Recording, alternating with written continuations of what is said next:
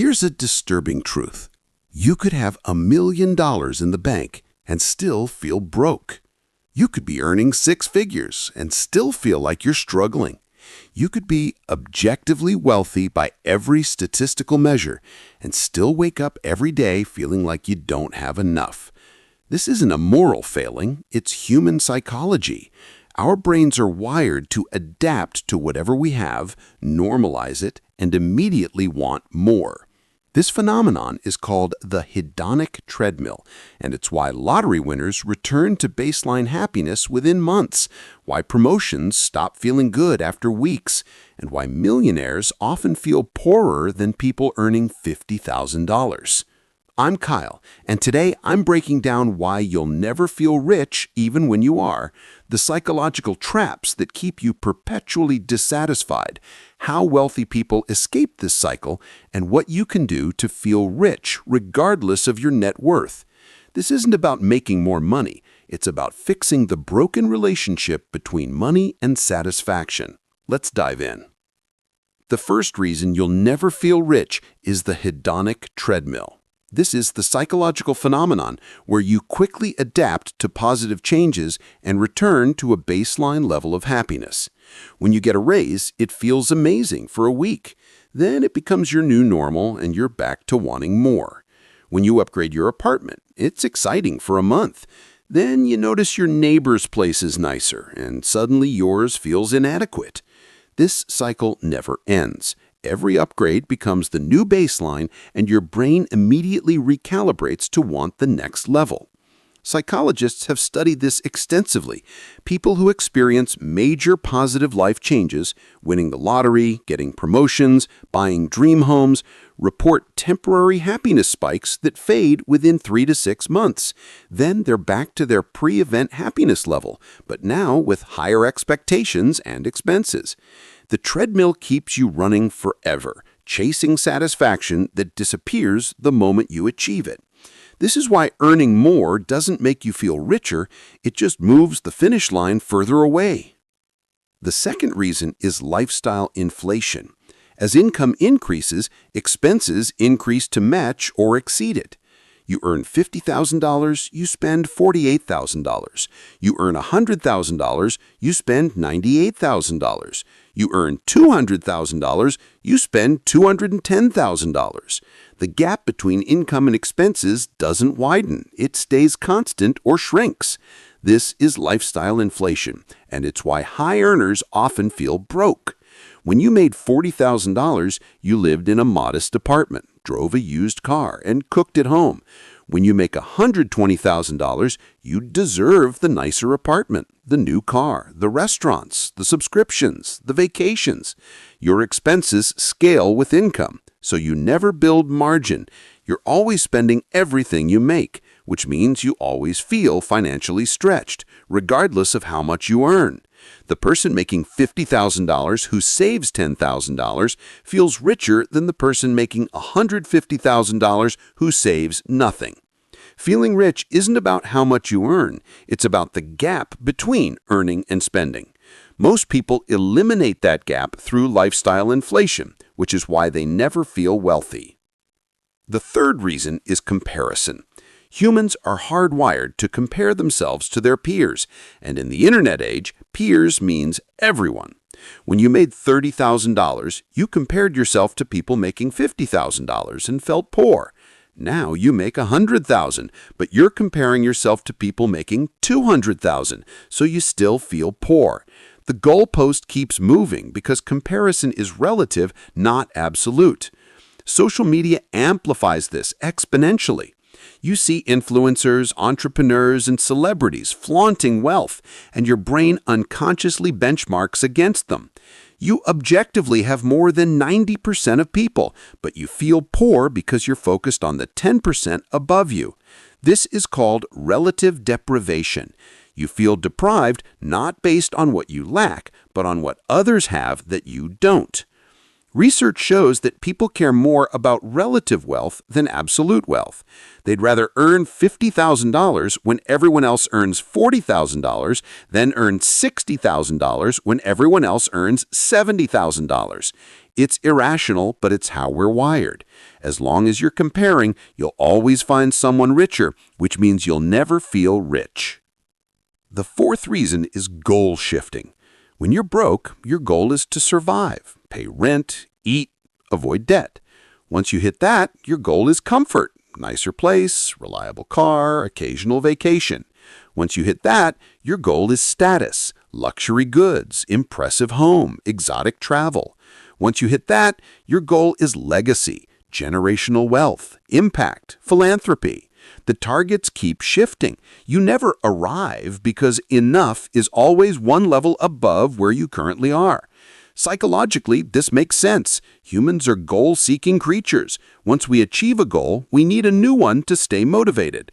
But financially, it's devastating because it means you never feel satisfied.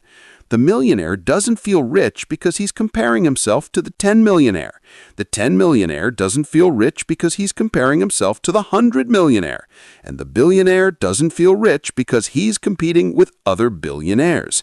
The target is always moving, which means the feeling of "I've made it" never arrives. You're chasing a horizon that moves as fast as you do. The fifth reason is fear and insecurity. Even when you have wealth, your brain is wired to focus on threats, not abundance. You have $500,000 saved, but instead of feeling rich, you worry. What if the market crashes? What if I lose my job? What if I get sick? What if inflation erodes this?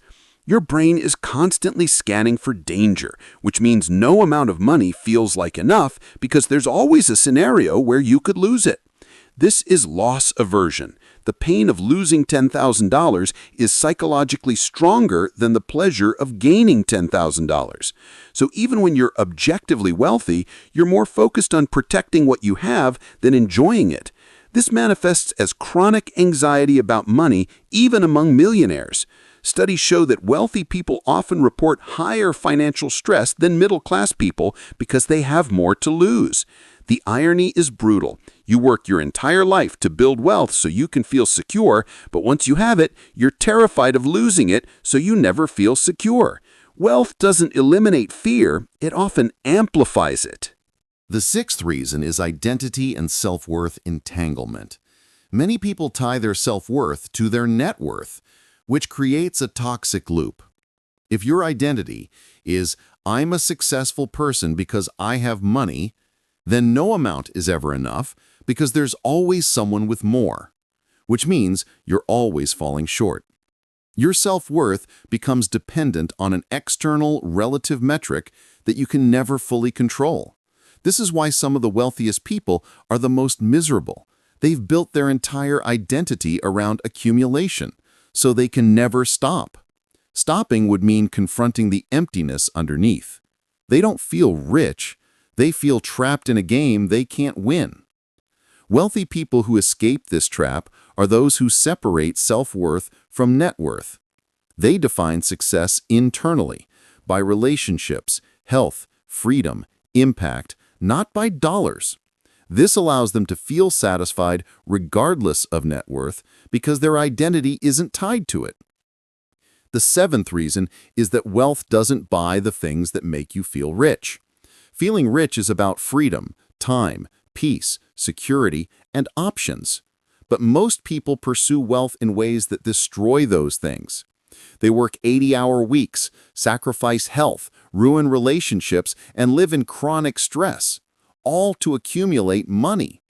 By the time they have wealth, they've lost everything that makes life enjoyable.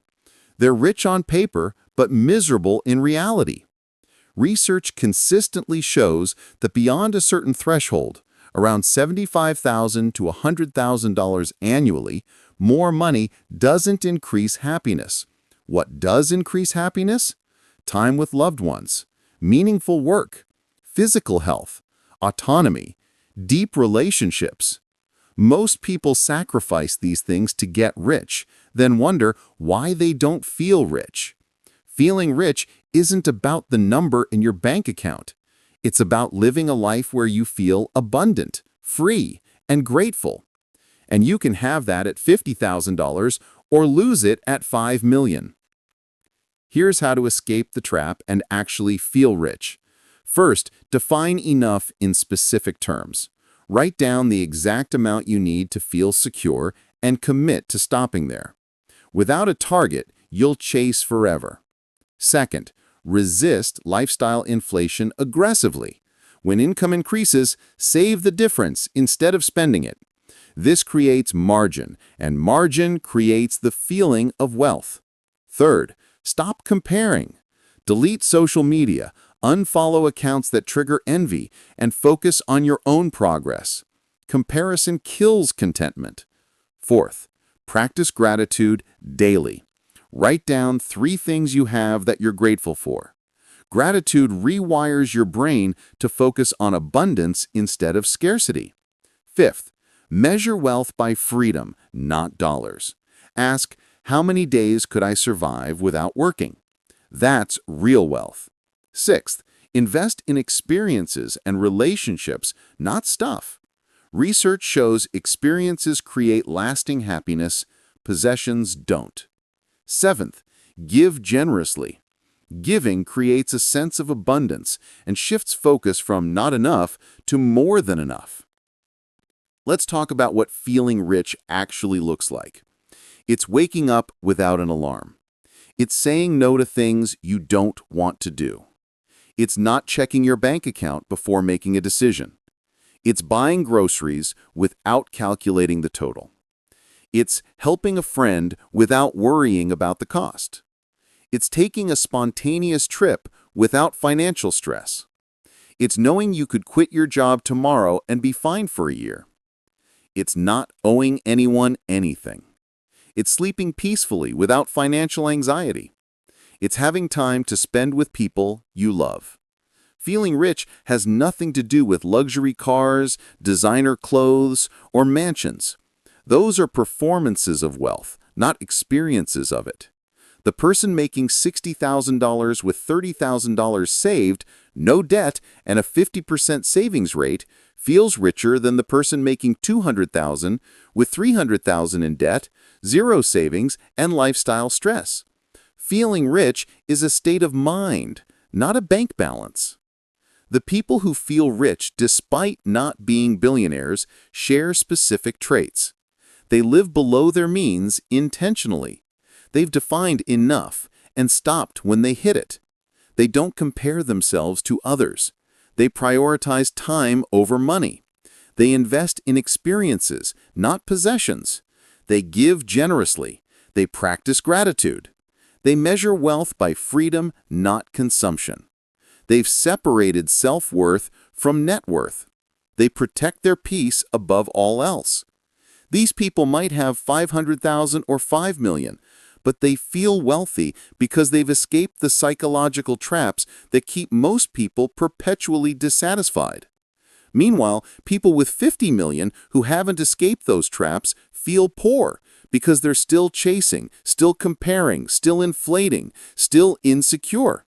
Feeling rich is a choice, a psychological state you cultivate, not a number you hit. At the core, you'll never feel rich if you're chasing a moving target, inflating your lifestyle, comparing yourself to others, tying your identity to your net worth, and sacrificing the things that actually make life abundant. But you can feel rich today, regardless of your income, by defining enough, living below your means, practicing gratitude, stopping comparison, and measuring wealth by freedom instead of dollars. Start today. Write down your enough number. Calculate how many months you could survive without working. List 3 things you're grateful for. Unfollow 1 account that makes you feel inadequate. Commit to not inflating your lifestyle with your next raise. Tell me in the comments, do you feel rich? Why or why not? The feeling of wealth is available to you right now. It's not about how much you have. It's about how you think about what you have. Let's build that mindset together.